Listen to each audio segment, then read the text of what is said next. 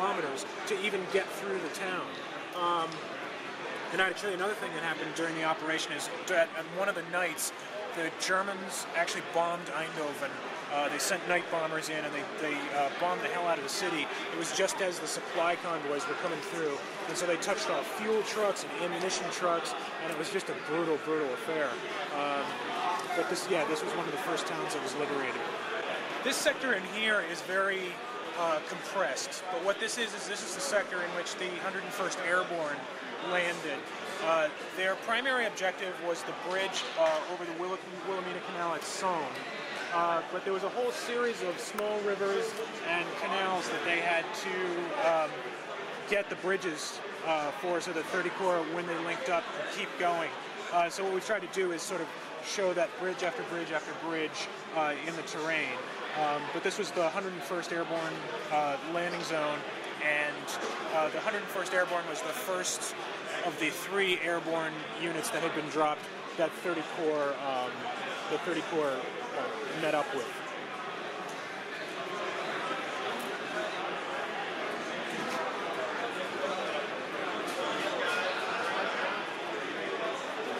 This area here, again, it's very geographically compressed. This is the town of Grave and the Maas River Bridge. Now, the Maas River Bridge, in reality, is the longest road bridge in Europe.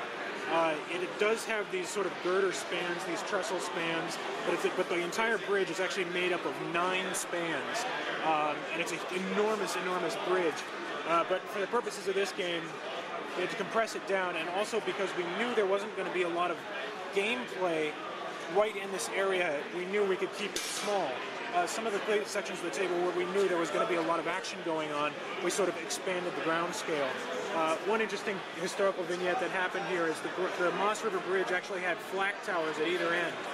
And when the 82nd, this is right at the southern end of the 82nd drop zones, the 82nd came, they captured one end of the bridge before they captured the other end of the bridge, and the paratroopers captured one flak tower, took over the gun, and engaged the flak tower at the other end of the bridge with a 20mm cannon before they finally grabbed the whole bridge.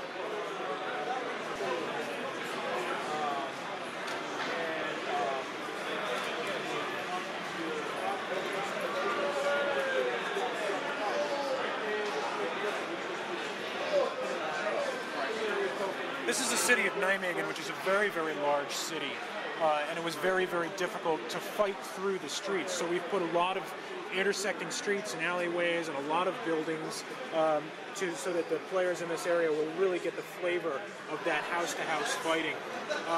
The objective, of course, is the very, very large bridge over the Waal River at Nijmegen. There was a big road bridge, and there was also a railroad bridge, which we didn't model in this setup. So the German defenders in here are going to be very well stuck in, and it's going to be very difficult for the Americans and later for British 30 Corps to get through this very, very dense defensive situation in order to grab the Waal River Bridge. The Nijmegen Road Bridge, as I mentioned before, it's an absolutely enormous bridge, and we tried to model that in the terrain. It's a very, very big structure.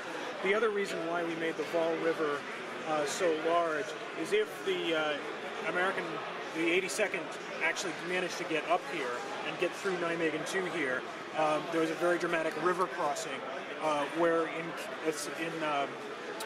these collapsible canvas assault boats, they went from one shore to the other, and the Germans had a fairly strong defensive position on the other shore. So we knew we wanted to try and work that into the game, and so we expanded the width of this river so that will actually be a fun, visually dramatic moment in the game when we get there. The Waal River Bridge actually had these big concrete blocks.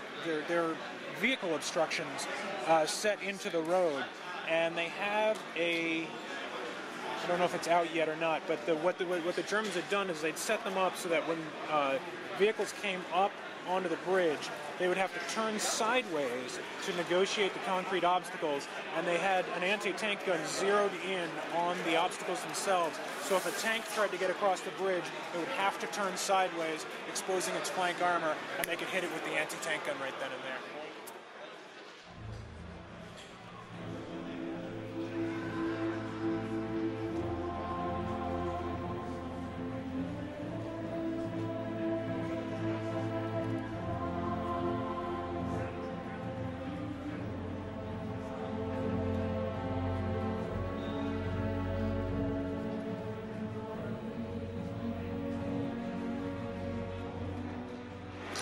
This is a section of the battlefield that was called the Islands because it was in between two major water obstacles.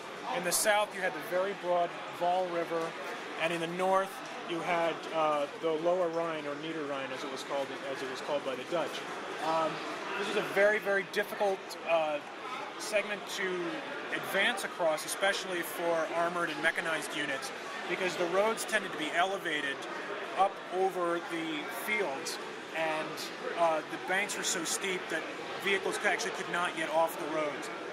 So it was a very dangerous stretch of ground to try to advance across.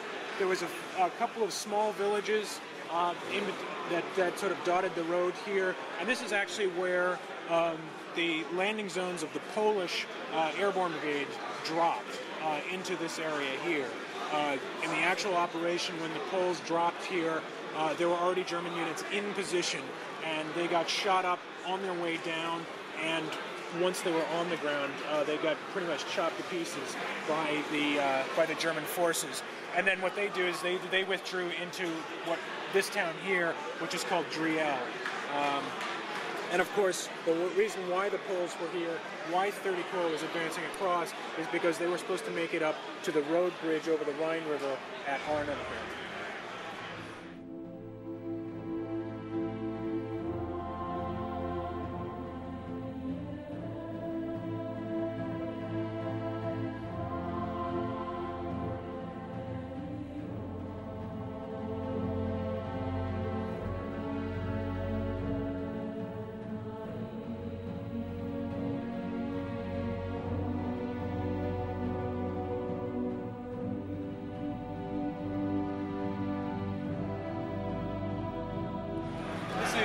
Center of Arnhem, down by the Arnhem River Bridge.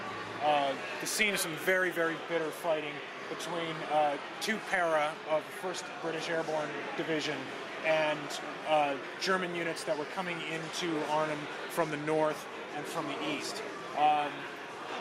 The British had actually, during the actual operation, managed to get two para all the way to the bridge, and they were dug in a position around the road ramp, the north road ramp, and in the buildings immediately surrounding it. And the Germans came in and pounded them with absolutely everything they had. Towards the end, they were rolling heavy artillery up and firing point blank into the buildings. And the British just never surrendered until finally, on I think it was the 21st of September, they finally capitulated. They'd taken hundreds of casualties by this point, although the force that they had to begin with was only about 600 men, and they were continually being hammered by German units. The one thing that they had an advantage of is that the German units were being thrown in piecemeal, so it was a very disorganized attack on them, but it was a continual attack. And then finally, at the end, where the Germans really managed to get some pretty serious reinforcements in here, there were Tiger 1s and Tiger 2s rumbling through the streets, taking on lightly armed British paratroopers who were holed up in the buildings.